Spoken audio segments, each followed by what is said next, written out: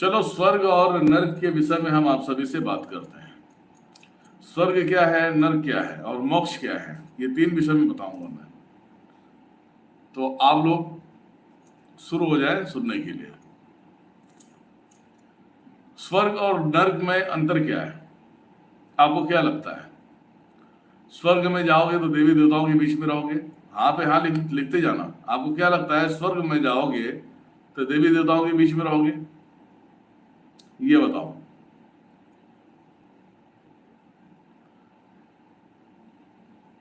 ऐसा लगता है आपको कि स्वर्ग में गए?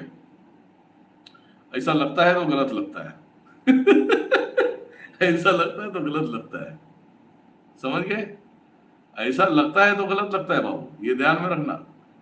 नर्क के विषय में कितने लोग जानते हैं? नर्क में क्या होता है, नर्क में क्या होना चाहिए, क्या होता है, ये बताओ। नर्क में क्या होता है, नर्क में क्या होता है ये बताइए। गर्म तेल में खौलाना और सरिया से उसे गर्म करके दागना, कोड़े पड़ना। आपको ये नर्क की परिभाषा है क्या?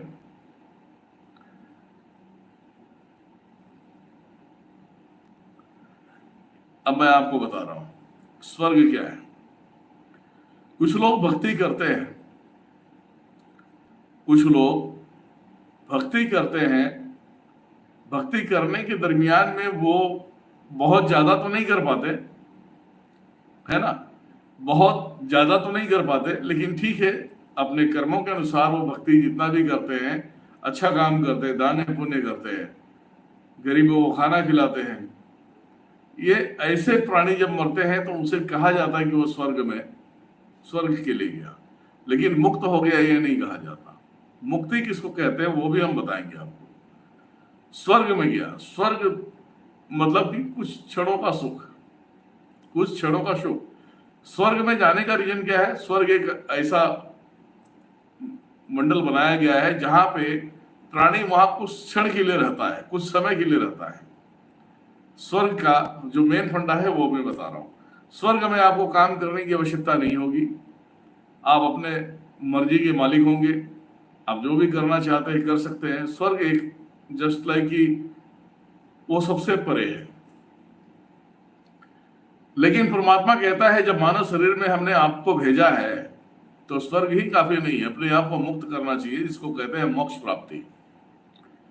स्वर्ग में कुछ क्षण के लिए जाते हैं, उनके कुछ क्षण क्या 50% वहां होता है, 50% फिर जमीन पे होता है। स्वर्ग में जाएंगे, स्वर्ग में आप जो आदमी जाते हैं स्वर्ग में, तो स्वर्ग में जब वहां पे सुख प्राप्त करते हैं, स्वर्ग में कुछ करने की जरूरत नहीं होती, सब कुछ नजारा अच्छे अच्छे होते हैं। जब दृष्टि में जब दूंगा किसी को तो स्वर्ग भी दिखा दूंगा मैं, टेंशन मत लो। तो वहां पे अनंत सुख मिलता है। उसके बाद उसी स्वर्ग में जो लोग रहते हैं उनको ही बोलते हैं अब पृथ्वी पे जाना होगा। कंप्लीट तुम्हें स्वर्ग तो देख लिया आपने, स्वर्ग का सुख ले लिया, अब मानव शरीर में फिर जाना होगा तुम्हें, ये काम करके वहां से रिटर्न आपको मोक्ष पकड़ना है। क्योंकि मानव शरीर में आने के बाद दो ही लक्ष्य रहते हैं, या तो स्वर्ग मिल जाए या तो मोक्ष मिल जाए। अब कितने लोग मरेंगे तो मोक्ष के लिए नहीं मरेंगे, बोलेंगे हमें स्वर्ग ही चाहिए, फिर आना है, इधर जन्म लेना है, बहुत अच्छा पृथ्वी है, अच्छा है, सब कुछ है, तो स्वर्ग के लिए कामना करते हैं। और जो नहीं आना चाहते वो मोक्ष के लिए कामना करते हैं। तो उनको बताया जाता है कि ये स्वर्ग है, स्वर्ग में आप कुछ क्षणों के लिए रहने आए हो तो रहो अच्छे से, सब कुछ व्यतीत होगा, तुम्हारा जीवन अच्छा चलेगा। फिर जब समय आएगा तो तुम्हें पृथ्वी पे जाना होगा। अब आपने देखा होगा कि जब उनको दंड दिया जाता है कि बोलते हैं कि नहीं मैं नहीं जाऊंगा, मैं तो स्वर्ग में रहूंगा, यहाँ पे ऐश्वर्य आराम से जीऊंगा, तो जब वो नहीं आता है यहाँ पृथ्वी पे, मानव शरीर में नहीं आना चाहता है, तब उसे गर्म करके, लोखंड जो होता है ना, सरिया गर्म करके उसे दागते हैं, बच्चे के पछवाड़े पे दागते हैं या सीने पे दागते हैं या गले पे दागते हैं या इधर या पीठ पे, ऐसा दागते हैं। तो आपने देखा होगा वही स्वर्ग का प्राणी होता है। जब बच्चा जन्म लेता है तो उसके शरीर पे कहीं ना कहीं काला दाग होता है कि नहीं होता? जरा बताना मुझे, प्रमाण दे रहा हूं मैं तुम्हें, प्रमाण दे रहा हूं, सुन लो, ठीक है? बच्चा जब पैदा होता है उसके शरीर में कहीं ना कहीं दाग होता है, दाग होता है मतलब उसे भेजा गया है, वो आना नहीं चाह रहा था। ठीक है, ये स्वर्ग से ये पृथ्वी पे आते हैं, समझ गए? पृथ्वी पे आते हैं तो ऊपर वाला कहता है कि नर की अवस्था में हम जाने नहीं देंगे, हाँ तुम्हारे कर्म थोड़े से बचे हैं, उसे पूरा करना है और मोक्ष के लिए चले जाओगे तो फिर दोबारा जन्म नहीं लोगे। तो वो व्यक्ति को ऐसा नहीं कि किसी गरीब के घर में जन्म दे देगा, ऐसा नहीं है। परमात्मा स्वर्ग के लोगों को कहाँ जन्म देता है? जहां पे कोई टेंशन ना हो पैसे के या ज्यादा मुसीबतें ना हो वहां, ताकि जन्म ले तो वहां पे भी वो सही तरीके से अपने जीवन को बिता सके। तो अभी यही सोचना, स्वर्ग के जो प्राणी जो जन्म लेते हैं तो कोई अंबानी के घर में पैदा हो जाएगा, कोई प्रधानमंत्री के घर में पैदा हो जाएगा, कोई सीएम पीएम के, ये सबके घर में जो उसके घर में पैदा होगा वो राजा ही होगा, तो उसे स्वर्ग की जैसी सुविधाएं उनके घर में मिलता है। ये हो गया स्वर्ग। अब आते हैं मोक्ष की तरफ। मोक्ष सभी से परे है, क्योंकि मोक्ष की प्राप्ति बड़े नसीब से होती है। मोक्ष मतलब मोक्ष का कारण क्या है? मोक्ष चाहता क्या है आपसे? मोक्ष जो मुक्ति होती है वो चाहता क्या है आप सभी से? वो चाहता यह है कि जितने भी जन्म लिया है तुमने, जितना गलत किया है, कुकर्म किया है, तुमने जितना भी पाप किया है, वो पाप का एक धब्बा नहीं होना चाहिए तुम पे। एक धब्बा भी नहीं होना चाहिए, मतलब एक दाग भी नहीं होना चाहिए पाप का, क्योंकि पापी इंसान को मोक्ष नहीं मिलेगा। तो उसके लिए आजकल आपने देखा होगा, कलयुग के अंदर की बात बता रहा हूं, कलयुग में भी मुक्ति के लिए, मोक्ष के लिए आज भी अमरनाथ की गुफाओं में, केदारनाथ की गुफाओं में, हिमालय की गुफाओं में, हिमालय में बर्फों के अंदर बैठे हुए, तो जब कोई जंगलों में बैठा है, तो इस तरीके से लोग सिर्फ मुक्ति के लिए वो बैठे हुए हैं। वो इन पाखंडता के चक्कर में वो नहीं आते, उनको मालूम है कि कई जन्मों में हमने क्या किया है, उसे भरपाई करना है। तो वो देखते हो आप कि वो व्यक्ति जो है कि कहीं ना कहीं वो साधना सिद्धि करते रहता है, इस महफिल में नहीं आता। और यहाँ पे जो भी बड़े बड़े चमत्कारी बनते हैं, इनके बाप लोग हैं वो, ठीक है, तो फिर भी वो बोलते कि नहीं अभी कुछ नहीं करना है, गलती से कोई कुछ कर दिया तो हम क्रोध दिखाएंगे तो फिर उसी नर्क में चले जाएंगे। तो वो व्यक्ति अपने जीवन काल में वो ध्यान, योग, साधना में लगा रहेगा और स्वयं परमात्मा में लीन रहेगा। तो परमात्मा से प्यार करता है, माता 33 कोटि देवी देवताओं से प्यार करता है, क्योंकि उसे वो समय उसे अच्छा चाहिए। जब वो मरता है तो वो डायरेक्टली मोक्ष का प्राप्ति बन जाता है। मोक्ष किसके किसके पास मिलता है ये भी आपको नहीं मालूम है, किसके किसके पास मिलता है मोक्ष? मोक्ष मिलता है नारायण धाम और शिवलोक, विष्णु लोक, शिवलोक। अगर जो विष्णु के भक्त हैं विष्णु जी के, तो विष्णु जी के पास जाके वो विष्णु लोक में बसेगा। शिव के भक्त है तो शिव लोक में बसेगा। अब ब्रह्म देव लोक में तो कोई जाना नहीं चाहता, क्योंकि ब्रह्मा हमेशा प्रवचन देते रहेंगे तो आप थक जाएंगे, इससे अच्छा ये दोनों जन के पास जाते हैं।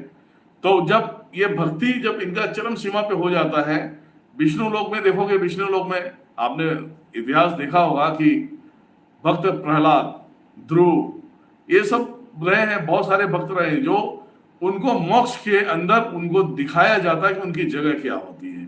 आप आसमान में तारा देखते हैं, तारा देखते हैं ना आप लोग? हाँ बोलते रहना, तारा देखते हैं कि नहीं देखते आप लोग आसमान में? चलिए बताइए, तारा देखते हैं?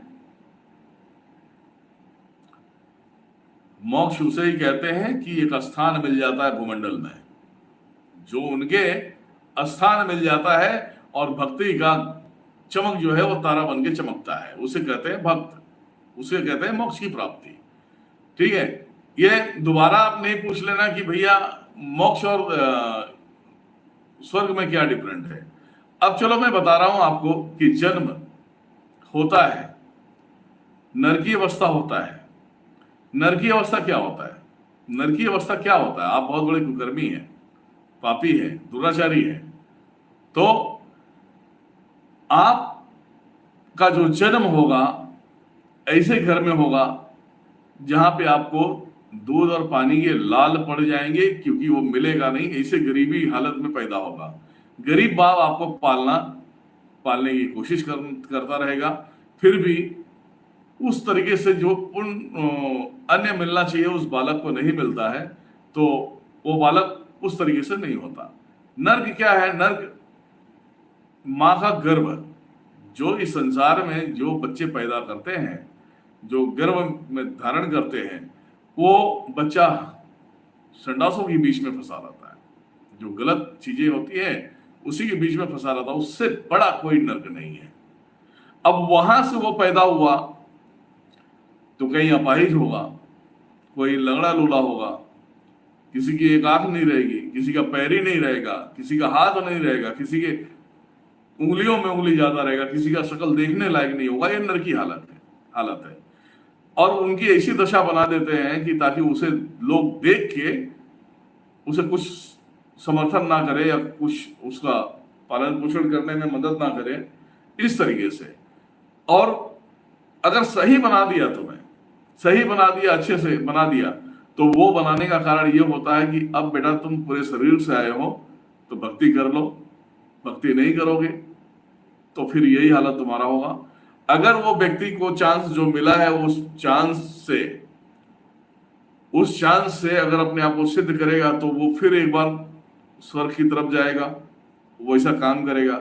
अगर वही करप्शन, कुकर्म, किसी को परेशान करना, ये चालू रहेगा तो आपने देखा होगा कि ऐसे लोग कब मर जाते हैं आपको पता नहीं चलता। ये बात सही है कि गलत है, आप बता देना मुझे, लिखो कमेंट बताओ।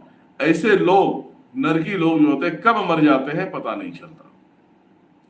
आपको उड़ती उड़ती खबर आएगी, अरे वो तो मर गया, अच्छा वह मर गया साला। ये होते हैं नरकी वाले लोग, ठीक है।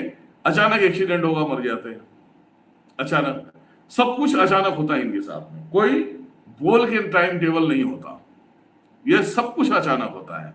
तो नर्क, स्वर्ग एक तो है जहां पे है वो 50% है। 50% ये हम मृत्यु लोक में है कि हम अच्छे खानदान में जन्म लेते हैं तो राजा के जैसे ही जीते हैं, तुम्हें सोने का खटोला आ जाएगा, बहुत सारी चीजें, तुम्हें अच्छी खासी सुविधाएं आ जाएगा, तुमने भक्ति अच्छा किया है, सब कुछ अच्छा किया है। अब ये थोड़े टाइम के लिए सुख तो मिलता है जन्म के कारण, जिसके पास भी जन्म हो वो सुख मिलता है। अगर तुम उस सुख में आके उस मोक्ष को भूल गए तो फिर नरकी बनना पड़ेगा, ऊपर वाला बोलता है स्वर्ग की, तो तूने स्वर्ग की खुशी ले ली, नीचे भी भेज रहा हूं, वहां की खुशी लेनी है तुझे। अब जो कोई भी बच्चा बड़े अमीर खानदान में पैदा होता है तो उसे ऐसा लगता है कि मेरे पास तो सब कुछ है। वो सबसे ज्यादा कुकर्मी निकलता है, सबसे ज्यादा पापी निकलता है, दुराचारी निकलता है।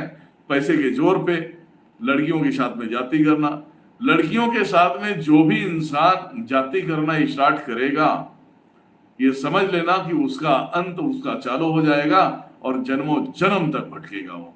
तो यही तो होता है, वो परमात्मा सिखाना चाहता है लेकिन नहीं सुनना तो है नहीं, हम क्या करें अभी। तो ये सब सारे ज्ञान थे और ये ज्ञान आप सभी को जो दिया है उसे गांठ मार लो तो आपके लिए भलाई होगा। नहीं अगर गांठ मारते हो तो जय राम जी की।